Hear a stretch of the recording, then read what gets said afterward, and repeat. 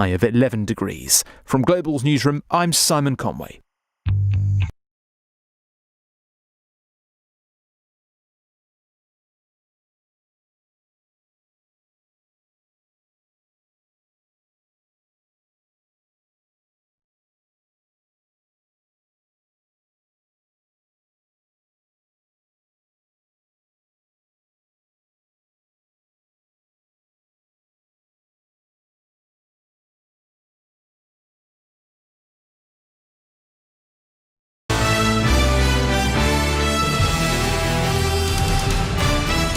This is LBC from Global, leading Britain's conversation with Nick Ferrari at breakfast. Call the Commissioner. Put your calls to Cressida Dick now.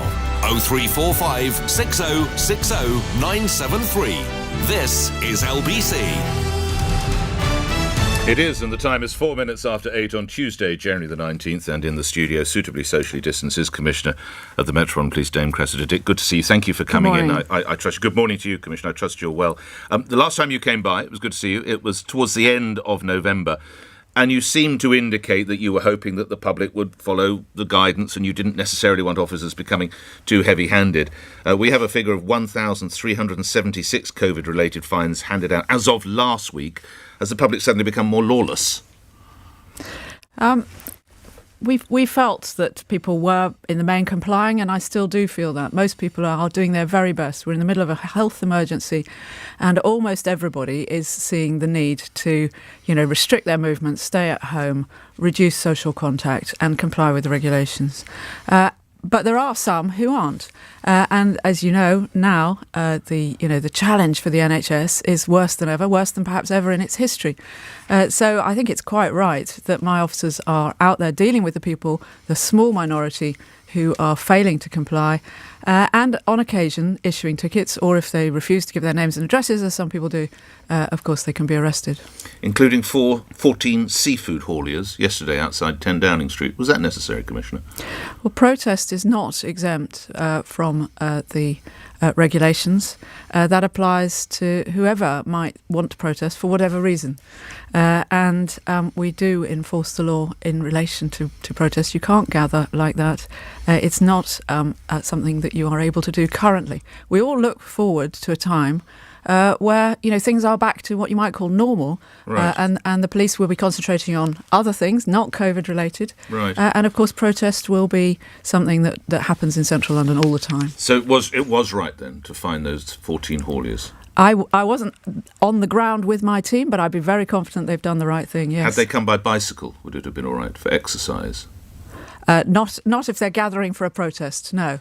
So even if they were cycling, they'd still be done. If you are able to exercise with one other person. And how many miles can you cycle? At what point would the police start to raise an eyebrow?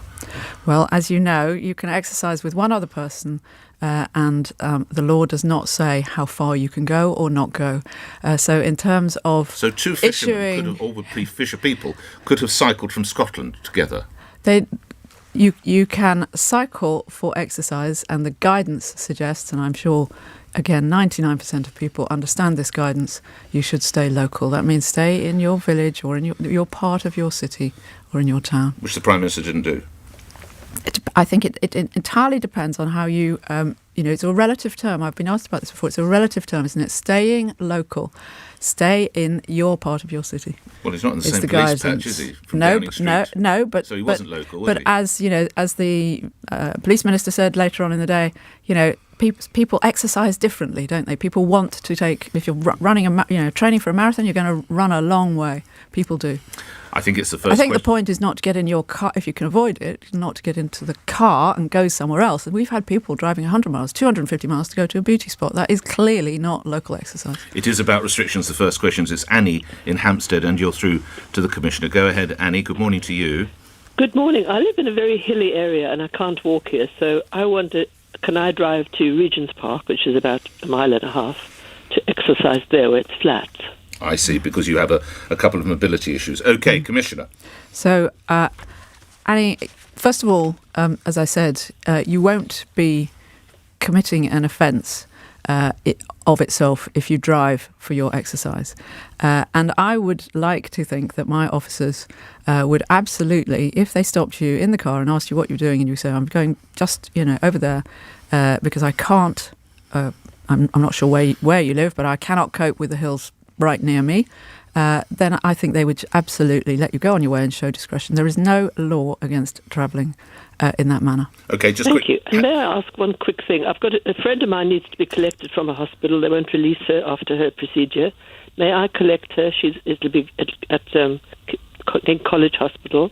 At King's College, did you say? King College, yes. That's in Camberwell, in five miles from me. Yeah, so in South East London. Is it King's College in Camberwell? Is that it? No, it's it's near Marylebone Road. My apologies. I'm sorry. Yeah. Okay, so it's a 5 mile journey. Apologies. So, Annie, I would recommend that anybody who has any doubt at all, you, me, Nick, whoever, and I do it sometimes, just goes on the government website and makes absolutely sure that what you're doing is subject to an exemption. I happen to have the guidelines with me here as I speak. Why am I not surprised? And I think you will find that if there is no other way for your friend to get back, then of course it's only common sense that you could pick her up. So again, your officers hopefully would say, right, as long as you're taking him straight home, absolutely. And then you go home, on you go.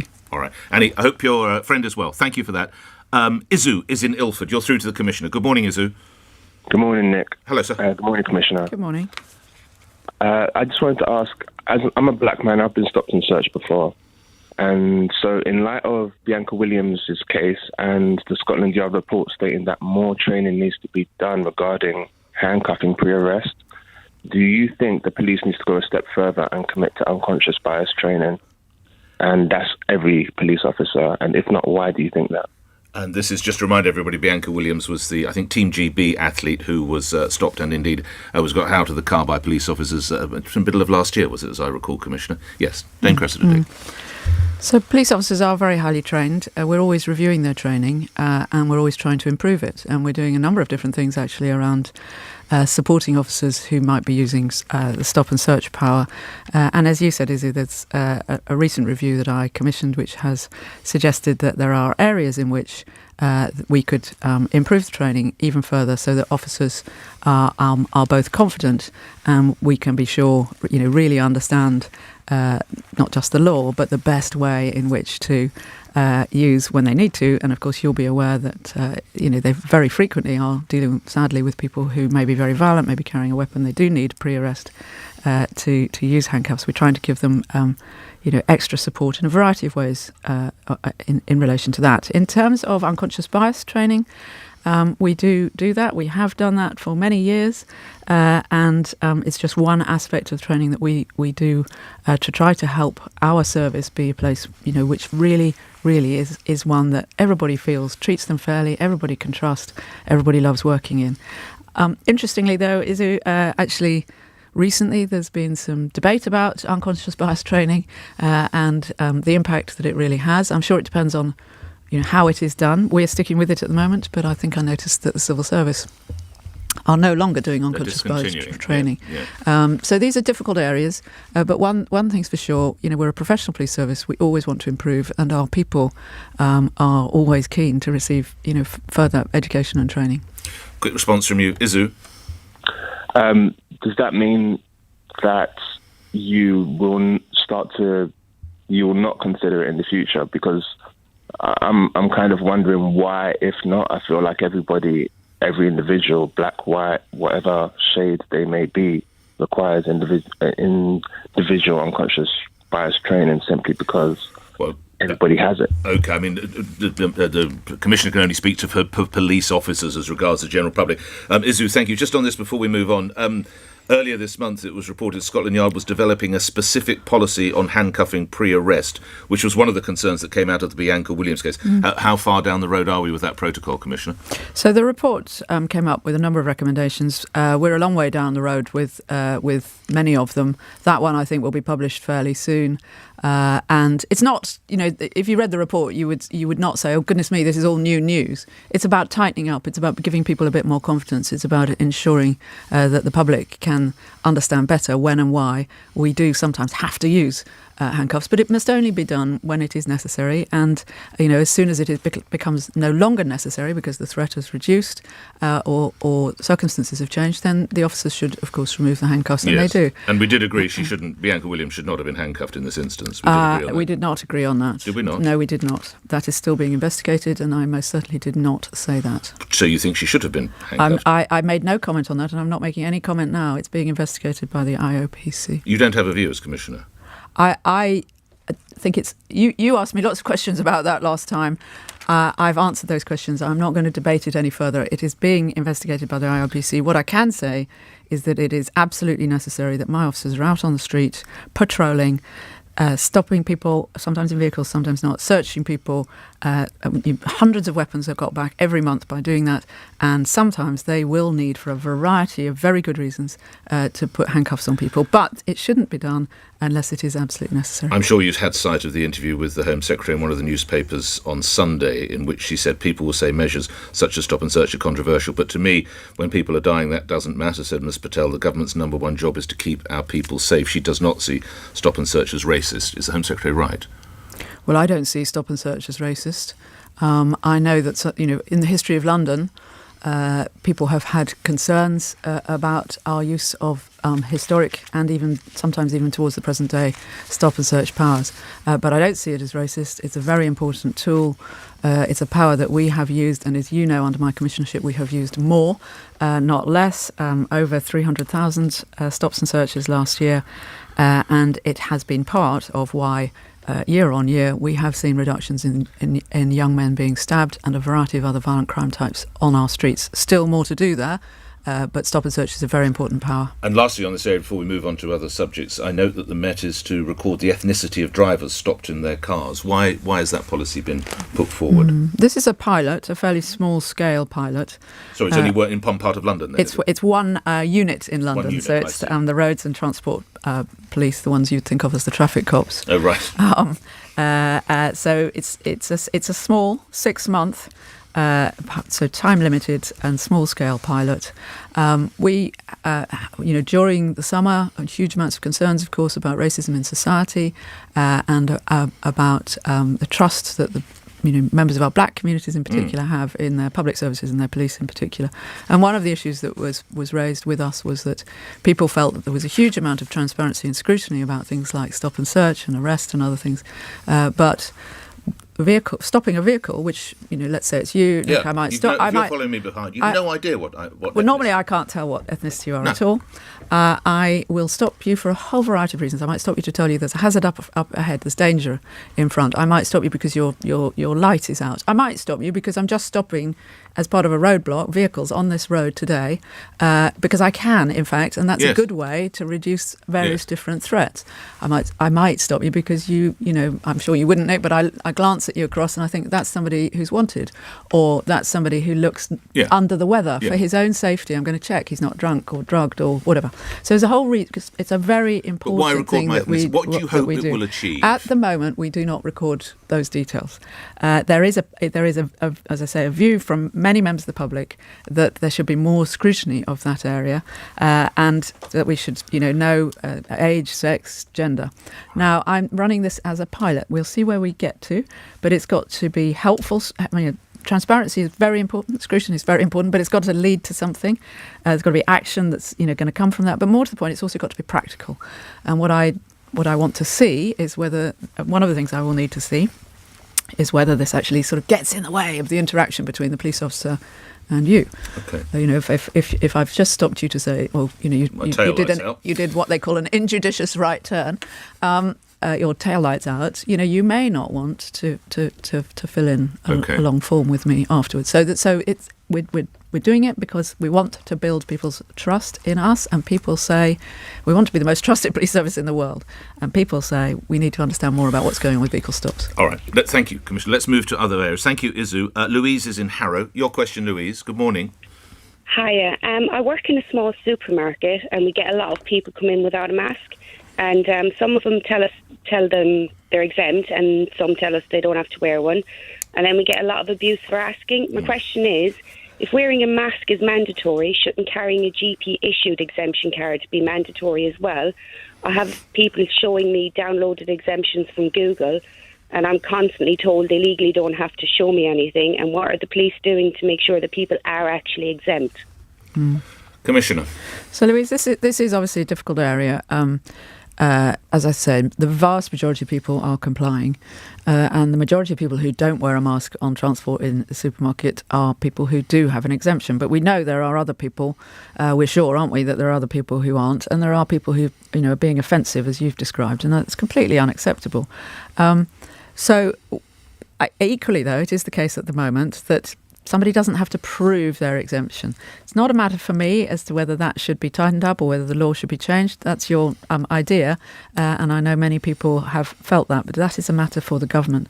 What I can say is that, if you have somebody in your shop and they are really creating, you're worried about them, they're very rude, they're violent, you should call the police. If this is a persistent problem in your shop for some reason, then talk to your local neighbourhood officer, because we will come and assist, and as indeed will the local authority. We can't patrol, and we won't be patrolling all supermarkets. That would be impossible and not appropriate. I think there is a responsibility on stores and store owners and store managers. I don't underestimate that on occasion, that it can be a difficult job, particularly for somebody like you who's in the front line of this.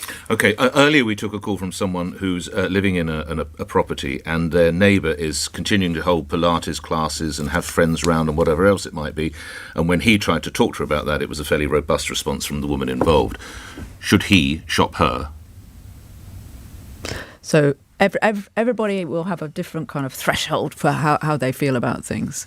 The last thing I'm going to say, on national radio is everyone should be shopping everybody. I don't think that. What I do think is if you do have concerns that somebody is persistently not complying with the restrictions, with the regulations, then you should talk to us. If you feel comfortable to do so, then talk to us.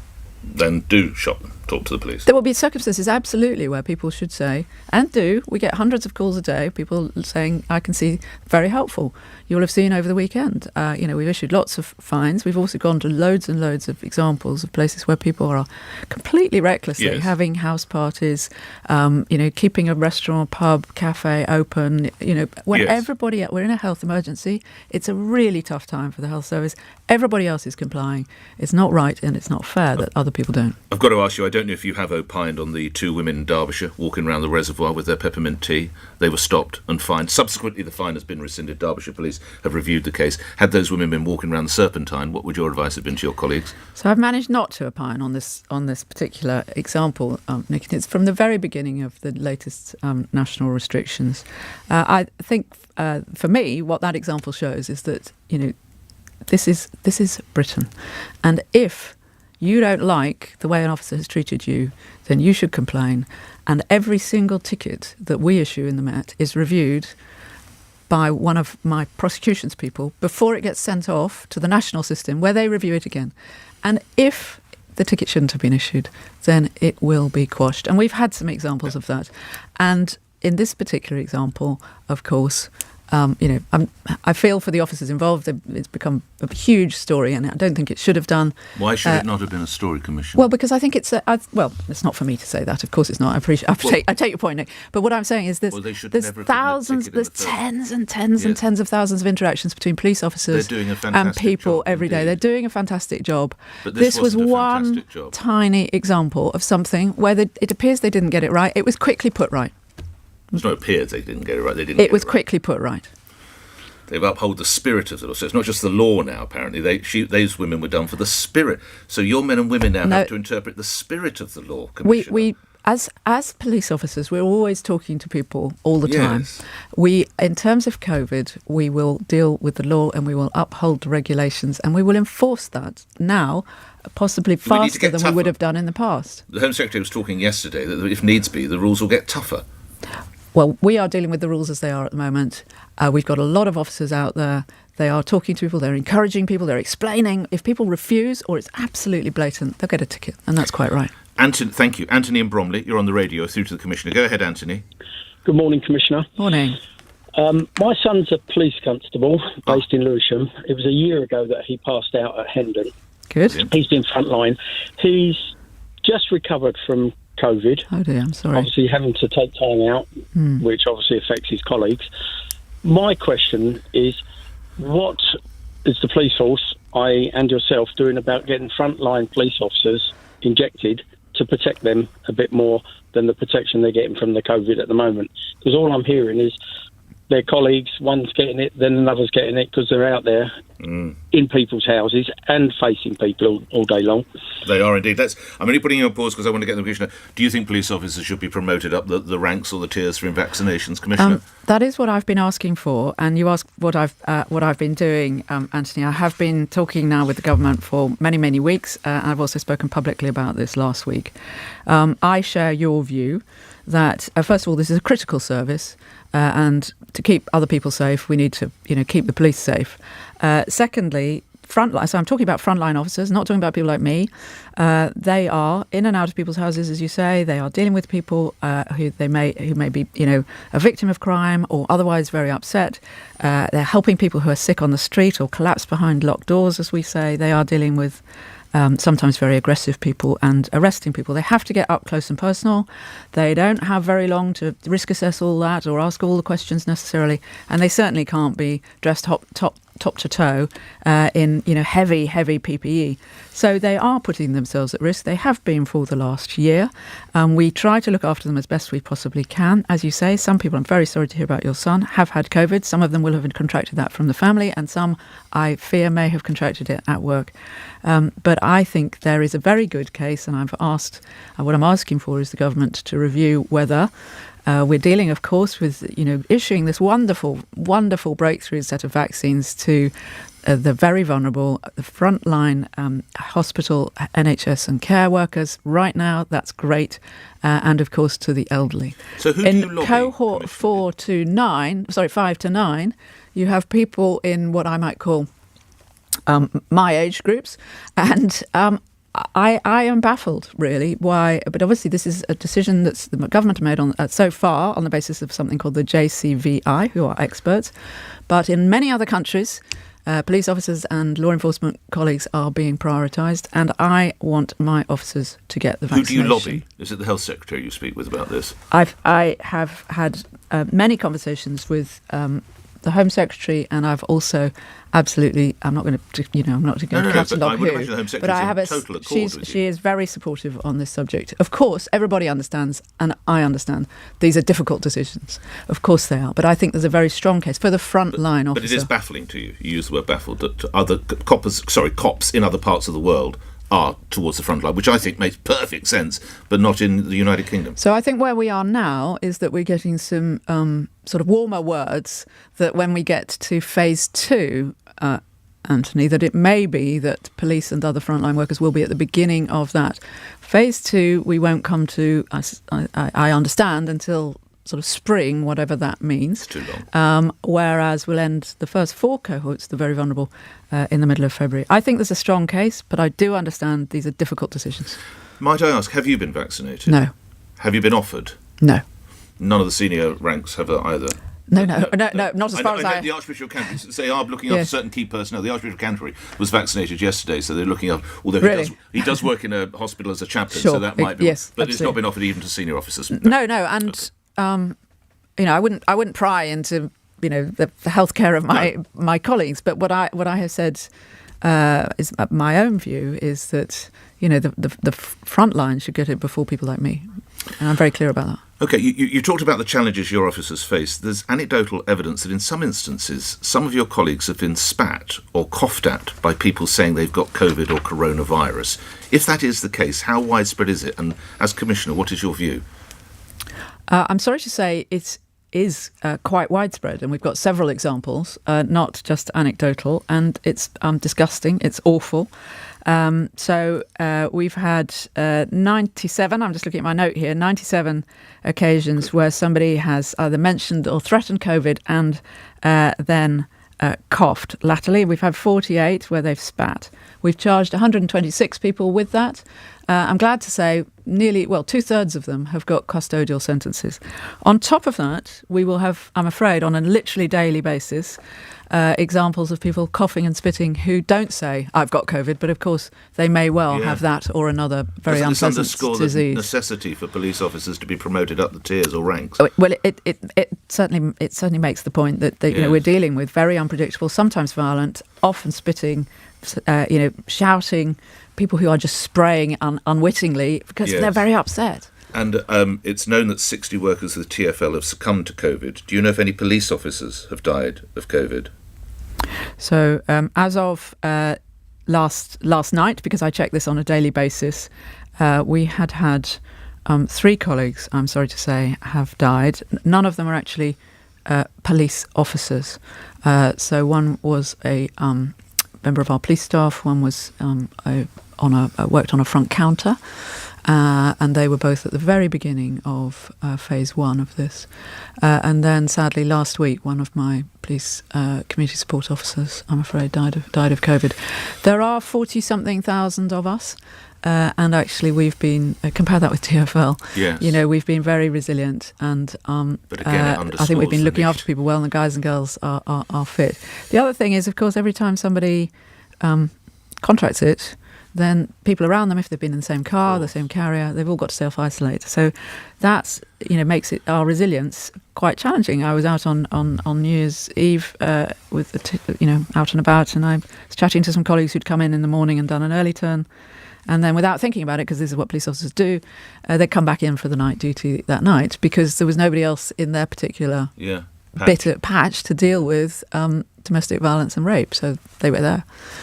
So we were having to be very flexible, as they have been throughout the last year, really courageous, really focused, getting on with the job of reducing violent crime. We've had some fantastic results, supporting the public and the NHS, and they've had to be very flexible and continue to be so. I'd like them to have the vaccine. Indeed. Before I have my final question, can we look on a positive note? In happier times, we talked about recruitment to the Met, and indeed recruitment across the whole of police, and the fact that money was being made available, and I think we talked about targets last year. Where are we now? Obviously, these are difficult times with COVID. Sure. Can the recruitment go on? How are you handling that at this time, Commissioner? Yeah, we are recruiting. We're continuing to recruit. We had a short pause, not because of COVID, but because we'd actually done so well recruiting last year that we had to pause recruitment. But we're recruiting very actively at the moment. We've got some new people joining us next week under the new kind of apprenticeship scheme. We are currently at 32,300 officers, and we went down sort of just around about the time I arrived to 28 something. So there's a big increase already, thanks to extra investment from the government and indeed from the Mayor. That will continue to rise. I think this coming financial year, we'll have another 1,300 joining us. And overall, that means we need to recruit. So this is my message to anybody who's listening. We're recruiting probably 3,000 people to have all the new extra ones together with replacing people who may leave because we're a big organisation. So there's great opportunities in the Met. I'm completely confident we're going to get the people and, of course, they'll be straight out on the almost straight out on the streets, and they will be helping the fight against violent crime, which is going really well. Absolutely. Details on the Met website. Thank you. Okay, let's time one last one, if you would. Lee, I think you've been hanging on. My apologies, Lee. Lee in Islington, you're on the radio. Good morning.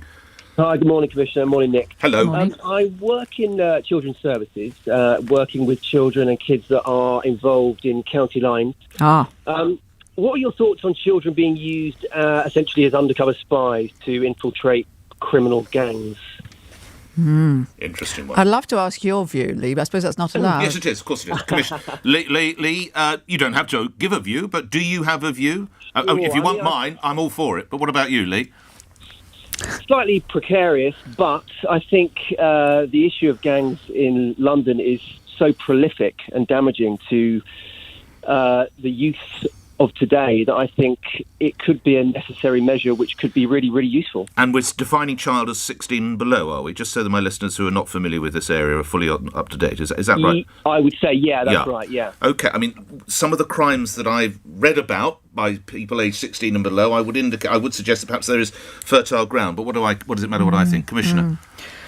Well, first of all, Lee, good on you, because it's really important work, and thank you for what you're doing. County lines, really pernicious, modern phenomenon. I'm sure all the listeners will be aware of. The work that we've been doing together with people like you over the last few years to try to really from our point of view, disrupt and destroy this business model.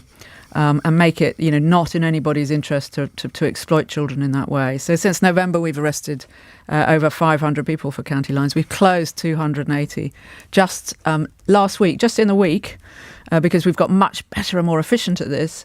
We've closed lines that went to Aberdeen, to Devon and Cornwall, to Southampton, to Norfolk, to Bristol, to Bridgewater. 7 different lines, I think, all with people charged. And in a couple of cases, children that you may or may, you'll know the like, rescued and what sort of age brought. Children, sometimes very young. I can't speak for the ones last week, but we charged sometimes when we can, and we did last week with the anti-slavery legislation. So they are utterly exploited, these children. So these are pre-teens? We have heard of that, but the ones we're talking about normally, I mean, Lee teens. Again will know better than me, but they're usually early teens. And just to add to this sort of picture, to say, I'd like to say, I'm not saying this is about a county line, because I've got no reason to believe that, but yesterday we charged a 13-year-old with murder. So despite these enormous... In a county line related... No, not in but I'm just saying children do get tangled up in gangs, drugs and very serious violence occasionally. And county lines is one aspect of that. We have, seen some real improvements, I think, in the last couple of years in terms of, as I said, stabbings of young people. And we've all been working much better together to try to reduce drug dealing generally. I've had nearly a 200% increase in my charges for drug dealing in the last year. And we've been working with people like Lee. In relation to, there's a bill going through Parliament at the moment, as Lee will be aware, which will put on a statutory footing the ability of the police to work with what we call, it's a rather sort of grand term, human intelligence sources. So these are what in old language perhaps would have been called informants. So people who will tell the police important information in hugely highly regulated conditions. Right. And the bill will allow, under certain circumstances, for that person who is talking to the police to be engaged in essence, it allows intelligence gathering, and potentially, because they are informants, they may be involved in some aspect of crime below as the well. age of We 16. know. Now, the question is, the controversial question is, should that include young Those below people? 16. We say firmly, like you do, and as it turns out, Lee does as well. Yes, they should, but of course, we would only do that in very rare occasions. Have you done it, to your yes, knowledge? we have. I'm not going to tell you the numbers. We don't broadcast them. We have, and we have very, very strong scrutiny from Presumably judges. Senior officers have to authorise it, handling. and then judges look at it before they start their work and afterwards. It's extraordinarily carefully managed when we do it, and it is very rare. We wouldn't want leave this to become, commonplace. But there are times when a young person can just tell you that thing that is going to absolutely save other people's lives. Has it been? Can be very, it can be very fruitful. So But as with all of this, we would never work with somebody who we thought might not be able to give us some really important piece of information. And if they don't, then we don't work with them anymore. Lastly, to politicians who raise concerns over that and say we don't want people of that age involved in this sort of area, as the Commissioner of the Met, how would you respond? I would say it's something that I can understand why people are concerned. I think people should realise that it can be incredibly helpful. It will only ever be used very rarely, and if it is, it will always be very, very carefully thought about, carefully managed, carefully supervised, carefully scrutinised, and we are very accountable in this area. Take this opportunity to wish you and all your colleagues the best of fortune out there. It's very, very tough times. It's easy for journalists to sit here and give various views, but your men and women have to do it every day. I wish them the best They are brilliant. Of fortune. Thank you very much Dame indeed. Cressida Dick, Thank you. Thanks, Commissioner Dame Cressida Dick, appearing on LBC, where news is next. The Met Police Commissioner has told LBC a small minority of people are failing to comply with COVID-19 regulations. Dame Cressida Dick has also urged people to report those who are persistently breaking the rules. The force handed out £39,000 in fines for breaches in just 2 days in 2 London boroughs. The Commissioner has again called for frontline officers to be next on the priority list to receive the coronavirus vaccine. Government scientific advisors are warning there's a danger that people could start relaxing their guard as the COVID vaccine becomes available. Over 4 million